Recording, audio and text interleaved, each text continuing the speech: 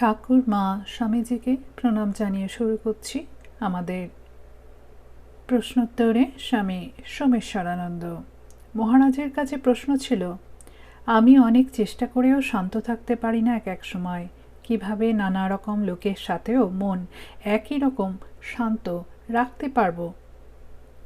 মহারাজ বলছেন, এটা কিন্তু অনেক পরে হয়, এত তাড়াতাড়ি হবে না।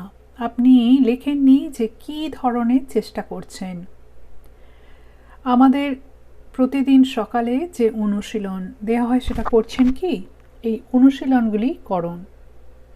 আপনি লিখেছেন এক এক সময় শান্ত থাকতে পারি না। এটাই স্বাভাবিক, মন তো একেবারে শান্ত হবে না, উঠবে নামবে, এভাবেই সাধনা চলে। সুতরাং ঠিক আছে, নানা রকম লোকের সাথে মন একই রকম শান্ত রাখার উপায় হলো সাধন ভজন এবং বাইরের জগতে অভ্যাস, এই দুটো করে যেতে হয়। সেজন্যই বলছি, আমাদের সোমেশ্বরানন্দ গ্রুপে যে অনুশীলন দেওয়া হয় সেগুলি করুন, অন্ততপক্ষে 2 মাস পরে দেখুন। মহারাজের কাছে আর প্রশ্ন ছিল, গুরুদেব যেমন বলেছেন সেভাবে কর গণনা করে জপ করি, মানস পূজাও করি। আপনি লিখেছেন বাসে ট্রেনে যাবার সময় জপ করতে, ওই সময় কি দীক্ষার নিয়ম মেনে মন্ত্র জপ করব?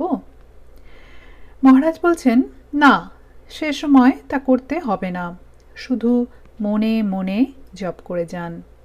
ট্রেনে বাসে যাবার সময় কর গণনাও করতে হবে না, সংখ্যা না রেখে জপ করুন যতটা পারেন, কখনো 5 মিনিট, কখনো বা 10 মিনিট, আবার কখনো হয়তো 15 মিনিট, যেমন সুবিধে তেমন করুন।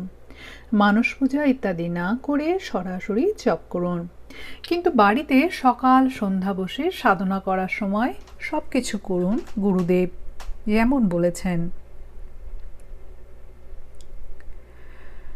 মহারাজের কাছে আরও একটি প্রশ্ন, আত্মহত্যা করলে নাকি প্রেত হয়ে খুব কষ্ট পেতে হয়, এমন একজনের জন্য আমি কি করতে পারি? কি করলে সে কষ্ট থেকে মুক্তি পাবে?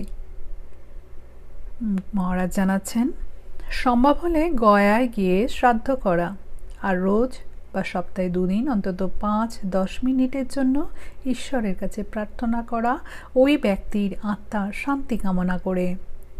গয়াতে নিজে যেতে না পারলে কাউকে দিয়ে সেখানে পিণ্ড দান করা, সম্ভব হলে কোনো মন্দিরে মাসে একবার নৈবেদ্য দান বা পূজা দিতে পারেন তার শান্তি কামনা করে।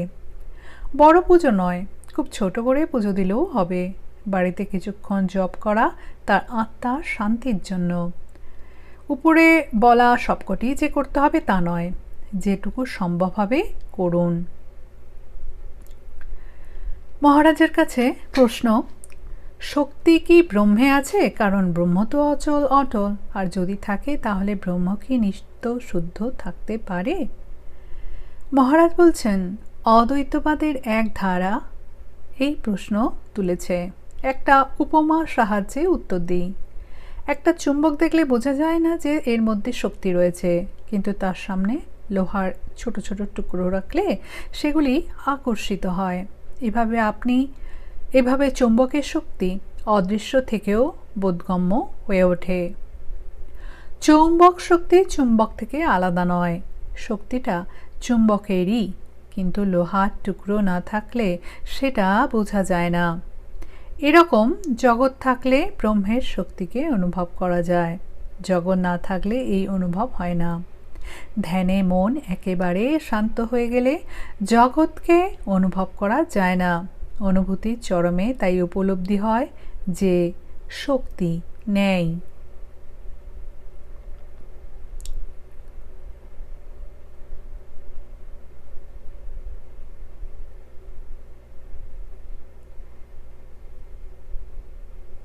মনের হিমালয় পার হতে পারলে বাইরের হিমালয় জয় করা সহজ। মহারাজের এই উক্তিটির ব্যাখ্যা মহারাজ দিচ্ছেন, কোনো সমস্যায় পড়লে আমরা সাধারণত বাইরের কারণ খুঁজি, তার আগে যদি চিন্তা করি এটাকে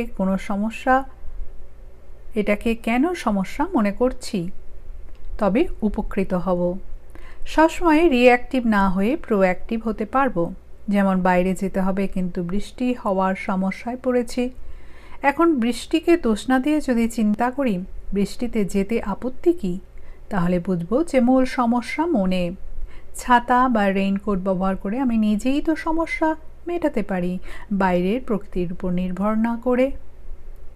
ফিজিক্সে এমএসসি করে চাকরি না পেয়ে দুশ্চিন্তায় কেন আছি? মূল সমস্যা মনে। কেন ভাবছি ফিজিক্স লাইনেই চাকরি করতে হবে?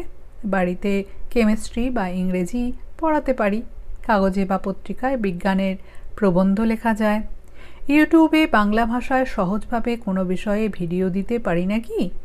আপাতত শিক্ষকের চাকরি যদি না পাই কোনো দোকানে বা ব্যাংকে চাকরির খোঁজ করি, ছোটোখাটো বইয়ের ব্যবসা শুরু করতে পারি। এভাবে চিন্তা করুন, দেখবেন নানান পথ খুলে যাচ্ছে, এক সমস্যার নতুন নতুন সমাধান দেখা দিচ্ছে।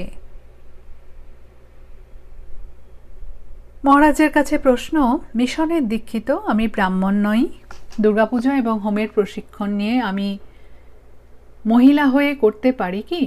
মহারাজ বলছেন, হ্যাঁ নিশ্চয়ই করতে পারেন, শাস্ত্রে কোনো নিষেধ নেই। শ্রীরামচন্দ্র ব্রাহ্মণ ছিলেন না, ক্ষত্রিয় ছিলেন। তিনি রাবণ বধের আগে দুর্গাপূজা করেছিলেন। চণ্ডীতে আছে বৈশ্যকুলে জন্ম রাজা সুরথের সাথে আলাদাভাবে দুর্গাপূজা এবং সাধনা করেছিলেন। তিরুপতি মন্দিরে পুরোহিত হওয়ার প্রশিক্ষণ দেওয়া হয়, সেখানে ব্রাহ্মণ অব্রাহ্মণ সবাইকেই প্রশিক্ষণ দেওয়া হয় যারা বিভিন্ন মন্দিরে পূজা হোম ইত্যাদি করেন। সুতরাং আপনি নিশ্চিন্তে করতে পারেন, প্রশিক্ষণ তো আপনি নিচ্ছেনই, সেজন্য আরও ভালোভাবে করতে পারবেন। প্রশিক্ষণের সময় ডিটেল সমস্ত কিছু বলে দেবে, অতএব আপনি অবশ্যই করুন। শুনলেন নানা রকম প্রশ্নের উত্তর, মূল্যবান উত্তর আমাদের পূজনীয় মহারাজ স্বামী সোমেশ্বরানন্দের কাছে। মহারাজের চরণে আমাদের সকলের ভক্তিপূর্ণ প্রণাম জানাই। সকলে ভালো থাকুন, আনন্দে থাকুন।